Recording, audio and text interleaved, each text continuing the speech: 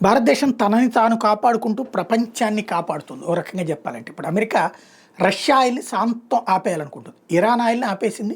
కానీ ఇరాన్ ఏం చేస్తుంది? బ్లాక్‌లో అమ్ముతుంది. అంటే వాళ్ళ దగ్గర నుంచి ఆయిల్ ఎవడు కొనకుండా ఉండరు. లేకపోతే దానికి అక్కడి నుంచి డబ్బులొస్తాయి. వాళ్ళు ఏం చేస్తారంటే ఈ వ్యాపారస్తుల దగ్గరికి అమ్ముతారు. ఆ వ్యాపారస్తులు షిప్పుల్లో తీసుకెళ్ళి వేరే దేశాలకి అమ్ముతుంటారు. ఈ అమెరికా, యూరప్ దేశాలతో కూడా అలాంటోళ్ళ దగ్గర కొంటాయి. అంటే థర్డ్ పార్టీ కిందన కొంటుంటాయి. అట్లాంటి కథ నడుస్తుంటుంది. అట్లాగే రష్యా వ్యవహారంలో కూడా జరుగుతూ ఉంటుంది. ఇప్పుడు భారతదేశం ఏం చేస్తుంది? రష్యా ఆయిల్ కొనడం ద్వారా రష్యా ఆయిల్ మనం కొని మనం ప్రపంచానికి అమ్ముతున్నాం. దాన్ని శుద్ధి చేసి ఇక్కడ ఉన్నటువంటి కంపెనీలు, తద్వారా కంపెనీలు లాభపడుతున్నాయి. ఆ కంపెనీలు చెల్లించే జీఎస్టీ ద్వారా దేశము లాభపడుతోంది, అటు రష్యాను లాభపడుతోంది. అట్లాగే ప్రపంచానికి కూడా తక్కువ రేటుకి ఆయిల్ వస్తుంది.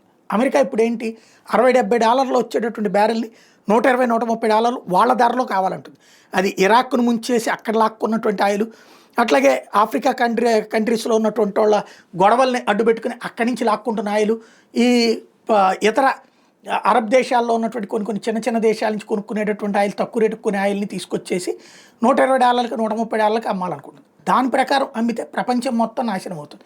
ఎప్పుడైతే ఆయిల్ ధరలు పెరుగుతాయో నిత్యావసర వస్తువుల ధరలు పెరుగుతాయి. నిత్యావసర వస్తువుల ధరలు పెరిగితే ప్రపంచం సంక్షోభంలో పడుతుంది. అంటే ఓ రకంగా చెప్పాలంటే భారతదేశం ప్రపంచాన్ని ఆర్థిక సంక్షోభం నుంచి గట్టెక్కిస్తుందని చెప్పాలి.